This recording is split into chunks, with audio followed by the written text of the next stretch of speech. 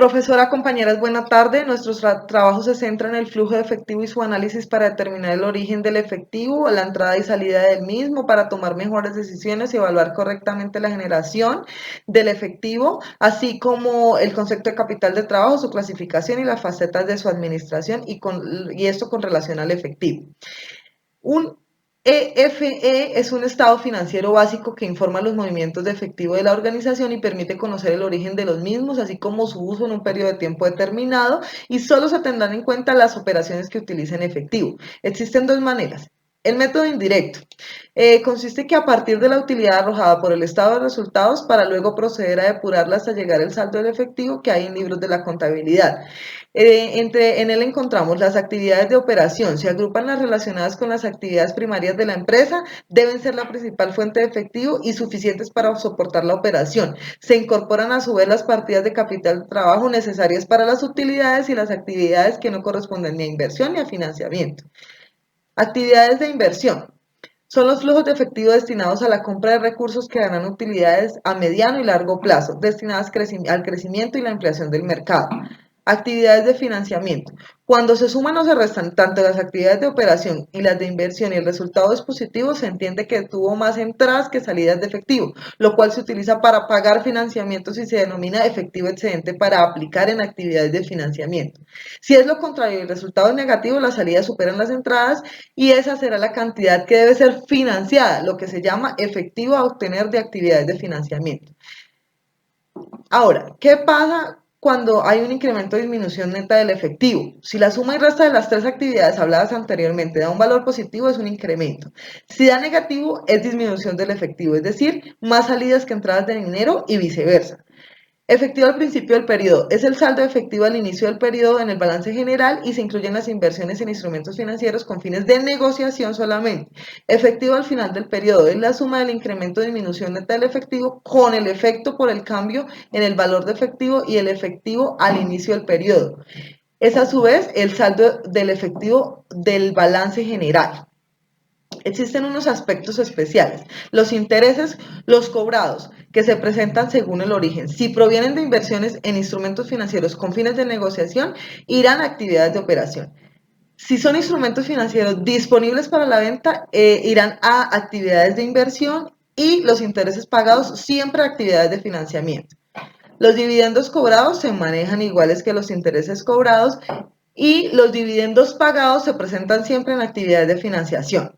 Los impuestos a la utilidad. La salida de este efectivo se tiene que dar por separado en las actividades de operación, a menos que sean impuestos derivados de una operación discontinua que irá en actividad de inversión. La adquisición y disposición de subsidiarias y otros negocios. Esto debe ir en actividades de inversión presentando solo el efectivo sin tener en cuenta activo, pasivo o capital de esta entidad.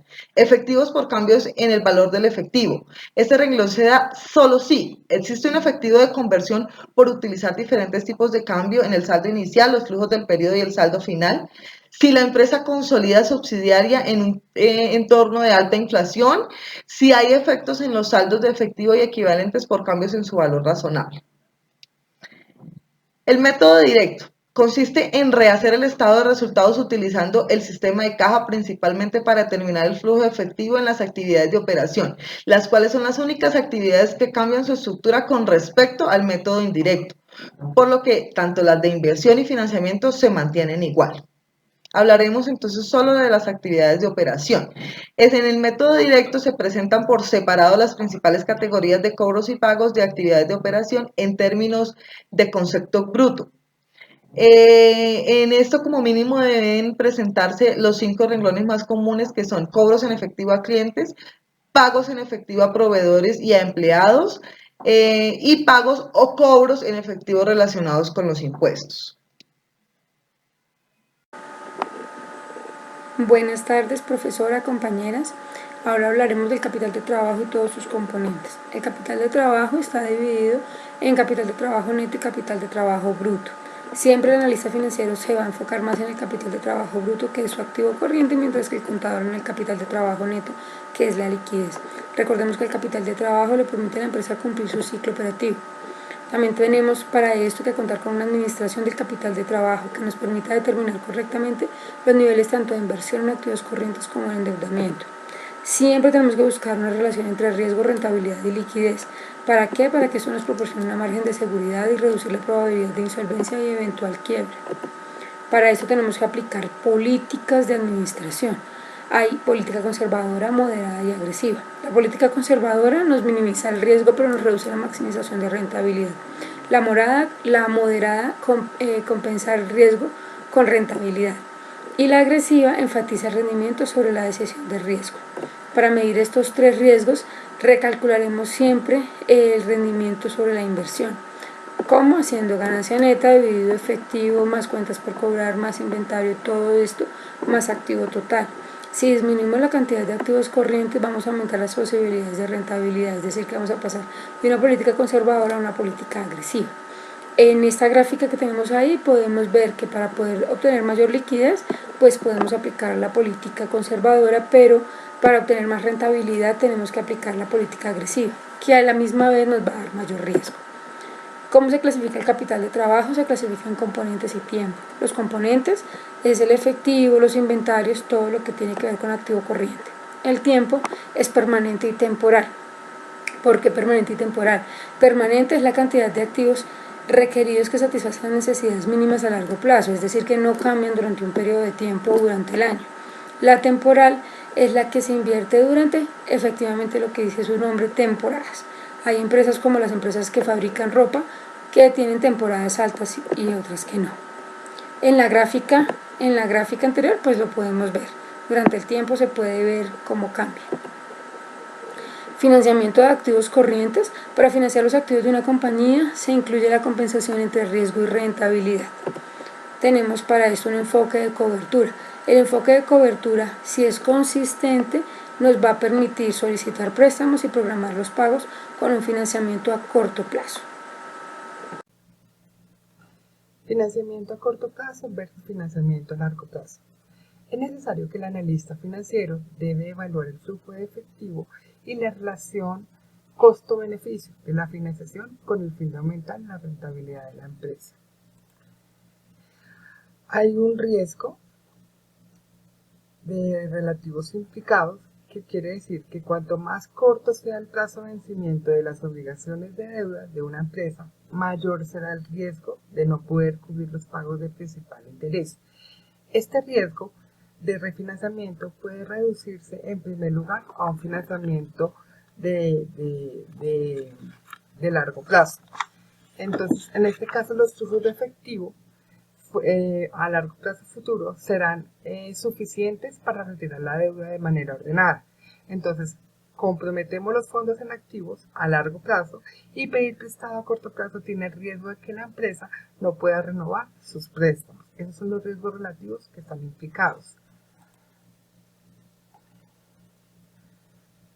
Encontramos también a continuación que hay una compensación entre riesgos y costos.